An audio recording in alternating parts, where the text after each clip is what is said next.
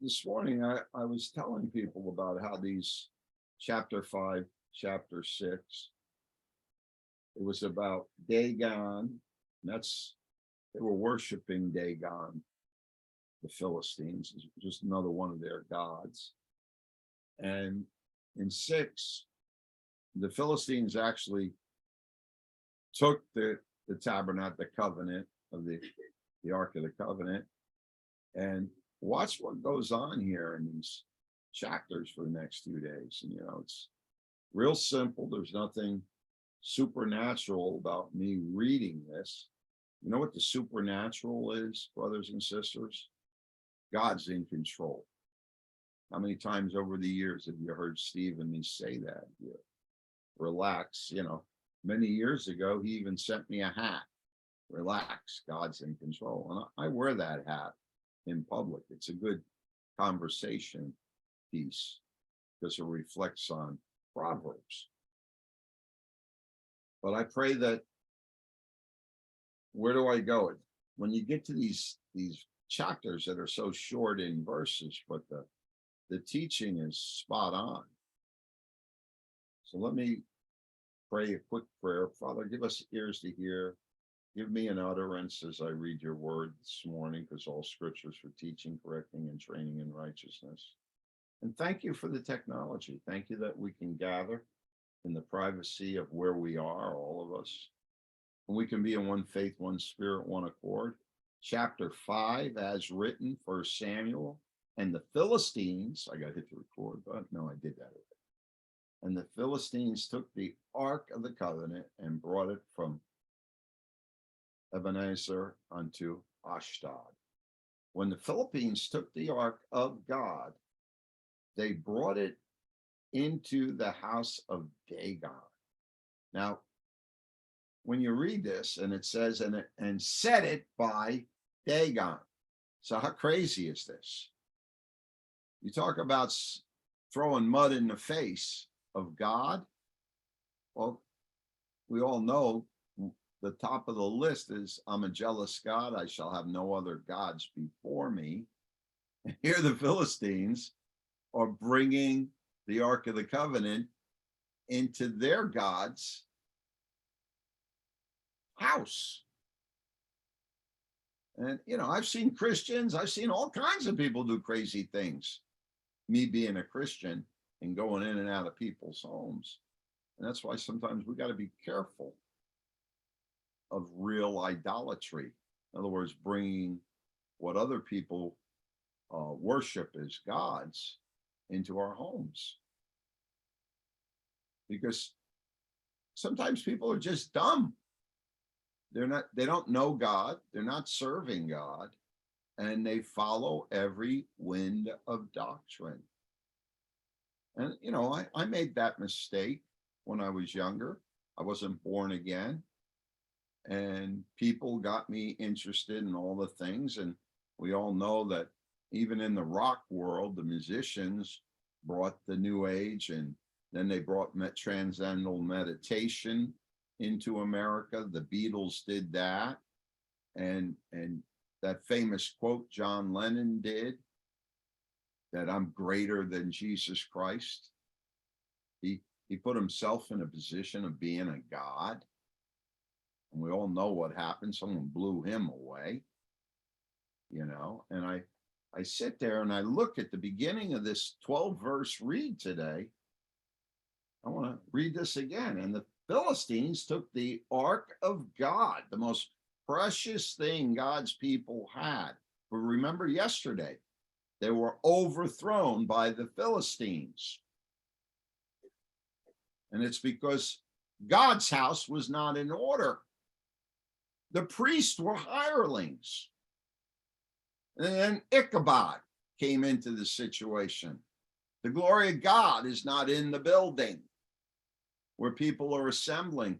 That's rampant throughout modern Christianity today, brothers and sisters. And it says they took the Ark of the God, once again, verse 1. I got to read it again so you all get it into your heads, and brought it from Ebenezer unto Ashdod. And when the Philistines took the ark of God, they brought it into the house of Dagon, and they set it by Dagon. In other words, they wanted them people to worship the Israelite God and then their God. And that's what's going on with the one world religion right now, real time, people. It's the best way I could speak it this morning. It's happening in Rome. Don't kid yourself. We have technology, and nothing hidden is going to stay hidden. It's going to be revealed, and you guys are going to be going, wow. Pastor talked about it. It's in the Word of God. And now you're going to watch the end times a little more closely unfold. But we have a God that's still in control. We have a marching order that we can delay things by praying. That's why throughout Scripture, God's house has always been truly a house of prayer. And today, like I always say, even these churches today, they're not doing all day prayer meetings. They're too busy looking at their watches with another agenda going on a day that was supposed to be a day of rest. Holy unto God. And the devil's very subtle. So look what happens here. And when they of Ashdod arose early on the morrow, behold, Dagon was fallen upon his face to the earth before the ark of the Lord. It always cracks me up when I read this verse because we talk back to the devil, don't we? Bow and worship the Lord thy God. There's only one God who created everything. People get deceived and they make things their gods. And that's why Satan's got everybody bound. He's the God of this world, and he uses everything: entertainment, distractions, fantasy, the many lusts that the demons brag about when you're really in deliverance. I've got so many little recordings that reveal the truth of the spiritual warfare, and yet right here, God's in control in this little chapter. And here's what they did. Dagon was fallen upon his face to the earth before the ark of the Lord. They took Dagon, set him up in his place again. Verse 4, and when they arose early on the morrow morning means the next day, behold, Dagon was fallen upon his face to the ground before the ark of the Lord. Well, that was done supernaturally, people. And look what happened this time. And the head of Dagon and both the palms of his hands were cut off among the threshold. Only the stump of Dagon was left to him. The stump. You know, and I always recollect the different things that happen in the Old Testament and how God, throughout the Bible, proves the Word of God, that he is Lord. He's Lord over everything. There is no other gods before him. And that's something for us as believers to stay focused sometimes, because sometimes we give these entities preeminence. And if you give witchcraft preeminence, they're going to have you. Those evil spirits, they're looking for a way to control. They need a body. Remember, they're spirits to operate their wickedness through. So here we see an illustration today in chapter 5 that even setting an idol in the same place with the covenant of the ark, God ain't going to tolerate that. And it gets better here in this read. It says, therefore, in verse 5, neither the priest of Dagon nor any other that come into Dagon's house tread on the threshold of Dagon in Ashdod unto this day.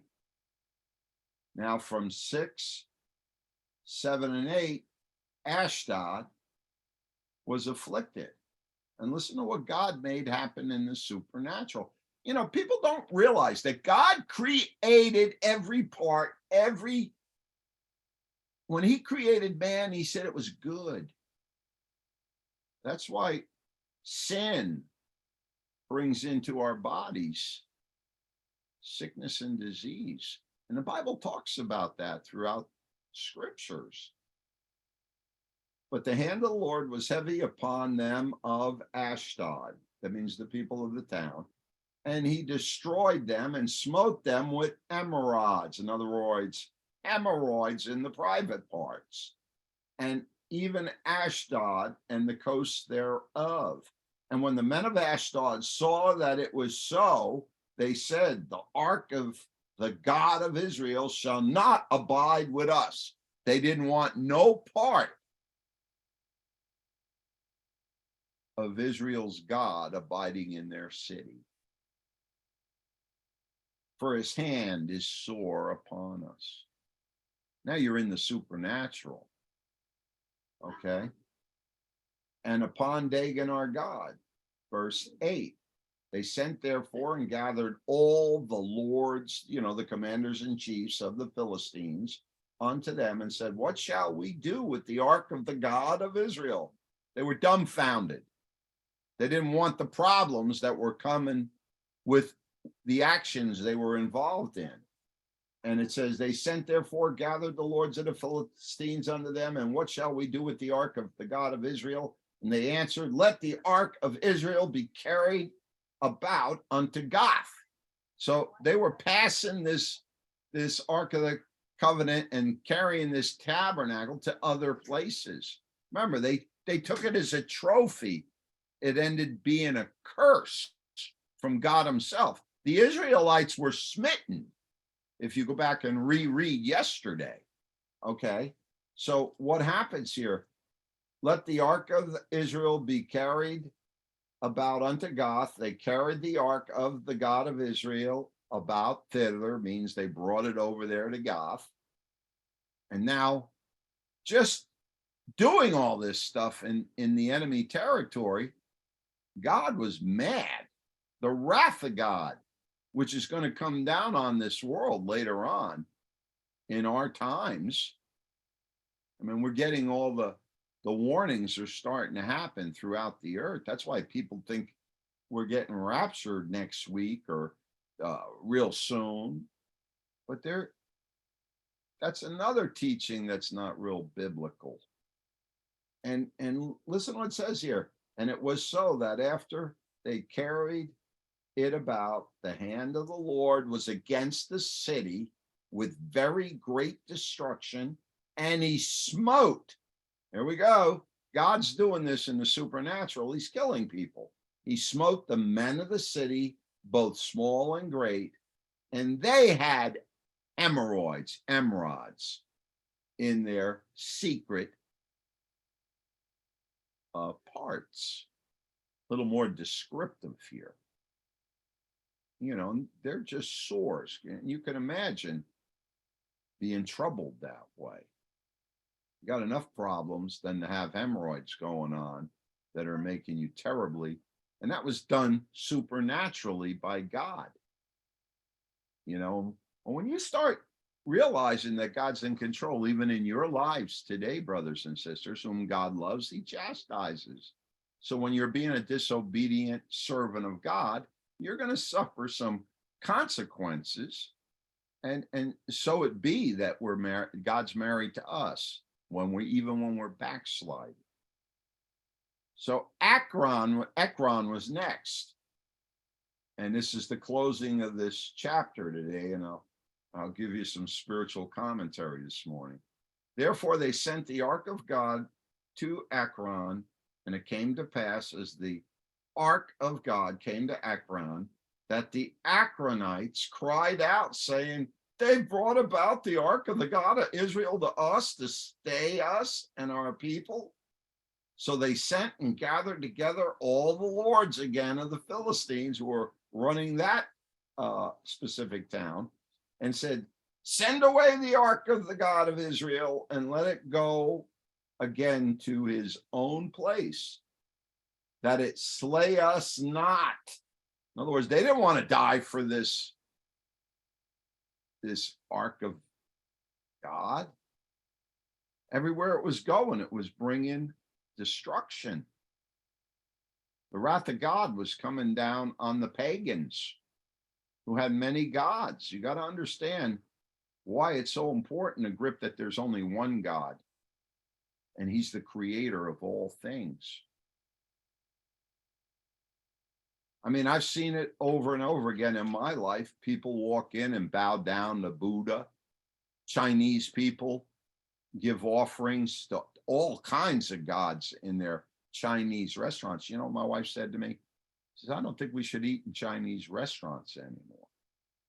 Oh, I eat in a Chinese restaurant buffet. They're all born again Chinese Christians. So you got to be careful in today's world, because God's setting people free. That's why Muslims are getting saved, Hindus, Hare Krishna people. You know, remember, Father, forgive them. They know not what they do. They were seeking God in all the wrong places. So at the bottom of 11, he says, again, they slay us not and our people, for there was a deadly destruction throughout all the city. The hand of God was very heavy there. It's no different if someone lobs a nuclear weapon over any major city. You're going to have heavy destruction, people. You know, when we dropped them atomic bombs in Japan, they surrendered immediately. And sometimes that's what it takes for people to finally repent when things happen in such a way. I know every time I get jammed, I call on the Lord. Please, Lord, help me. Have mercy on me. Straighten out the spiritual mess we're all in. And God does. Even if it's only between two people.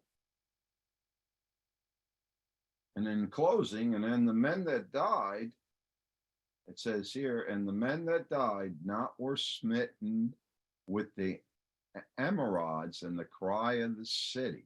Now the whole city, listen to what they were doing. They were crying out to heaven. I imagine they were saying, oh God of Israel, please have mercy on us. Stop. Enough is enough.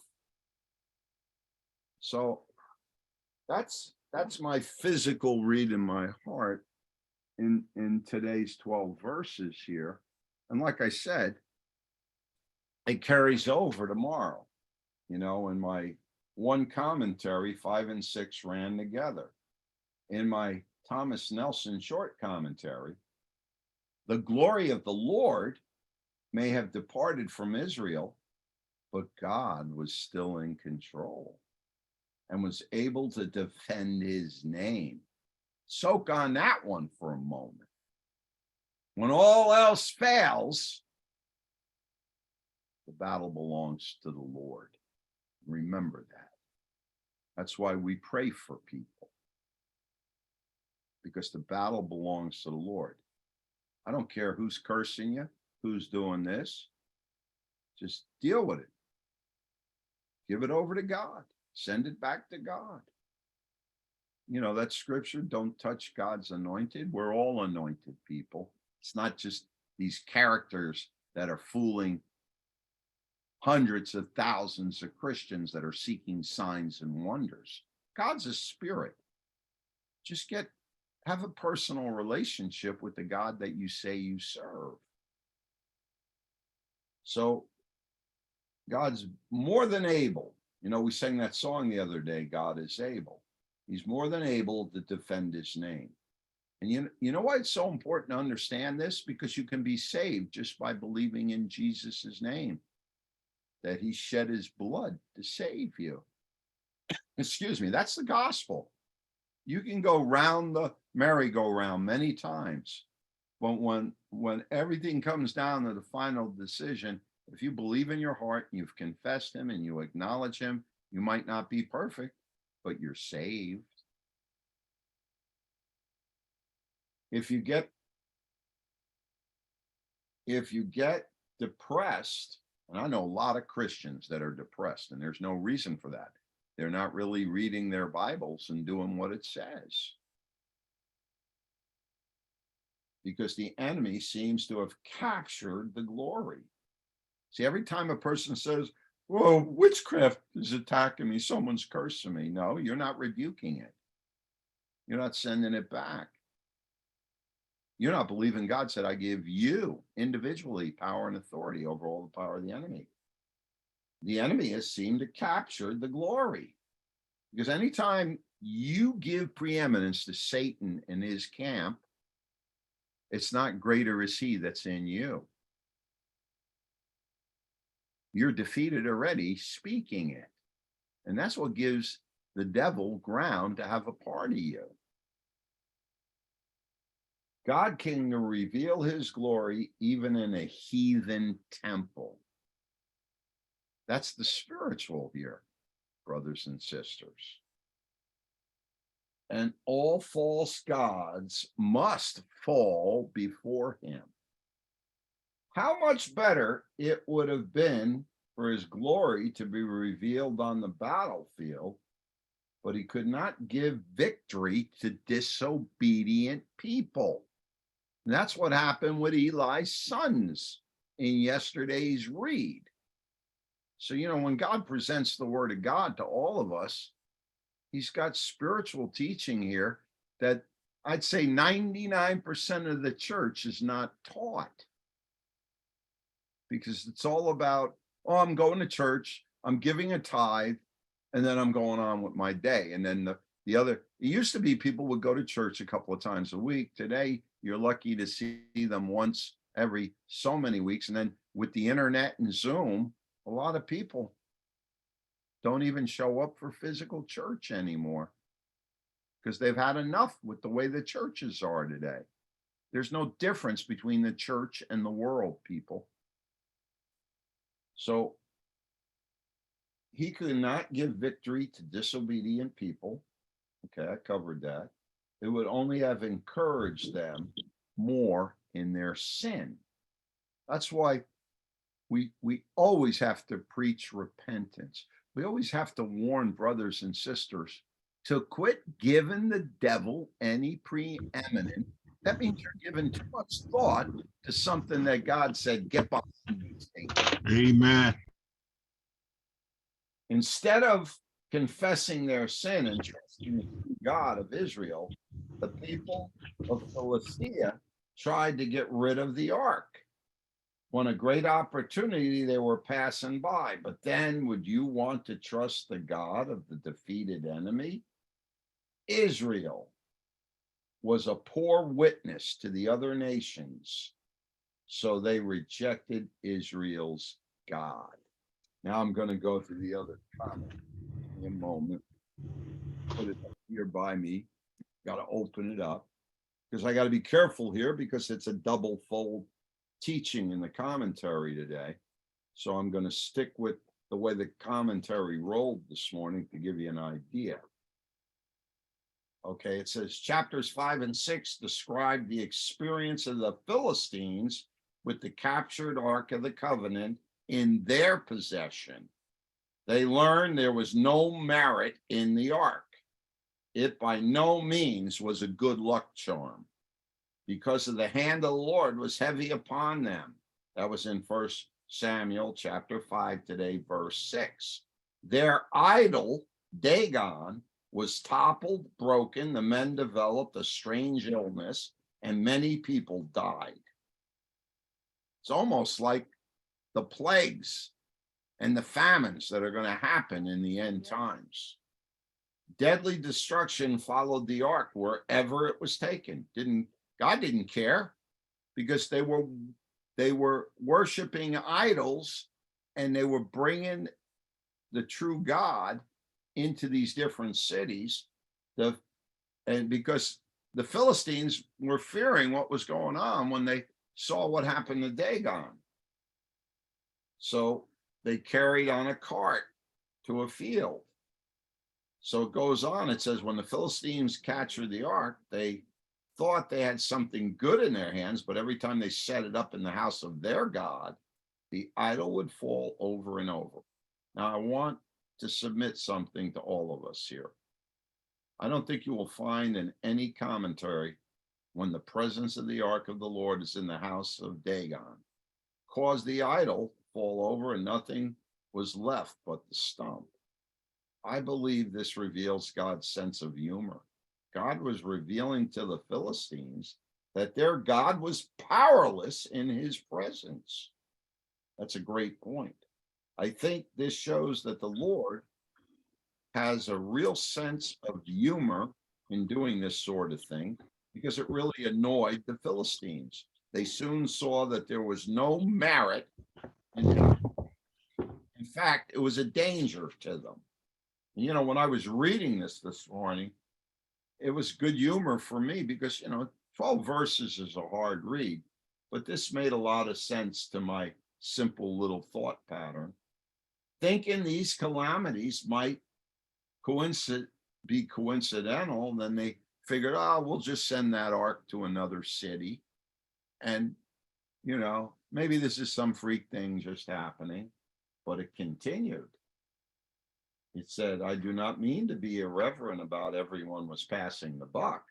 Finally, there was a meeting of the lords of the Philistines. They decided to send the ark back to Israel.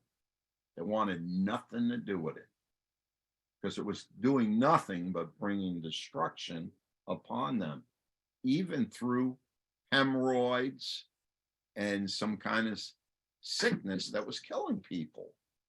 Again, but having the ark was like having a hot potato. When the ark was put near the idol of Dagon, again, it reminds us God destroyed it. And the Philistines, they just wanted to get the ark out of their town and move it along, and they consulted with their priest. Remember, there's, even in the world today, there's false teachers. If you can recollect the points I'm trying to bring out this morning about the false gods, they had false priests. There were priests of Baal in the Old Testament. There's all kinds of stuff going on spiritually. And they were, and listen to what it says. They consulted with the priests and the diviners. Okay, those were the ones that were doing necromancy, which was forbidden, who told them not to send to the ark of Israel. Then they gave an offering. The offering was vile of the Philistine worship. Many people wonder why God put the Philistines out of his land. The promised land was a crossroad of the world. Those who occupied it would influence the people of the world. God put them there because of the vileness of the worship. They had turned completely from God. Here again, God has given them an opportunity to repent and turn to the living God. And the Philistine offering consisted of 5 golden emerods, hemorrhoids possibly, turning or tumors or boils. I mean, there's so many thoughts in this in the commentary. And when the Philistines returned the ark to Israel, they put it on a cart. Nothing is going to happen to them for putting it on the cart. You know why? Very candidly, they did not know any better. God is not going to hold them responsible for this act. But Israel knew better, and we'll see that God judges the Israelites because of the way they handled the ark. Why the difference? They were supposed to know better, brothers and sisters. And I'm going to stop there because that's where I have to stop, because the rest of this commentary will be spoken about tomorrow. So I hope all of you out there that are hearing this little read out of 1 Samuel 5, I've tackled this new walk in our Bible study this way. We did it so many different ways years ago, but I wanted to do it this time, sticking with the multitude of counselors, going through different commentaries. And that's why it's very important, if you're part of a group like this, if you're not really involved in the commentaries, just sit back and let God minister to your heart and rightly divide what we're all speaking about in this prayer group. You know, God will never punish any of us if we're diligently seeking him. Amen. Amen. Can I make a comment, Pastor Charlie? Well said. I like how you went back to Dagon, the false god, how you explained that. That's the most powerful message you ever read, even though it was short verses. You brought it through real well, man. Thank you so much. Because, you know, when they went back, Dagon was on his face, on that faith in the Lord, you know, like he's worshiping him. When he went back the second time, he was broke heart. So God was letting them know right then and there, I'm God.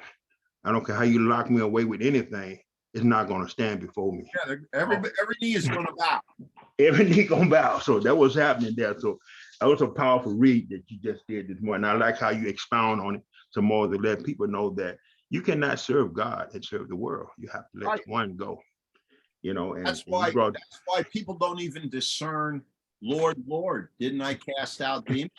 I don't care who thinks they are anything. If they're not, boy, you did so good with that. I really enjoyed it. That was a powerful read. That was a power pack read you just did this morning. And the commentary. Holy Ghost, I'm on a roll right now. No, you're on fire. I don't care. Even the people that come and go here, they got to understand. I enjoyed it. God that delivers all of us. It's God that's the healer. And if you don't have a relationship with him, you're a stranger to God. But you know what stuck out? The Philistine, they recognized that God was more powerful than their little false god. Right. And so instead of getting rid of their false god, they got rid of the out of the covenant. They was crazy, man. They was confused. You know, how you advise somebody to get rid of something that's powerful than what you have in mind to worship? They lost their mind. They did. They brought the true God into the temple of a phony God. Yep, and they recognized that God was more powerful than that little thing they had. You know, yes, God can cause earthquakes, famines, yes, sir. tornadoes. You look at what's going on in the United States. It's the beginning of birth pains right now. Not just here, the whole world. Because the devils want to destroy America, and the churches are lukewarm and blind. Period. There's that was good stuff, man. Good stuff. Anyway, let me shut this off.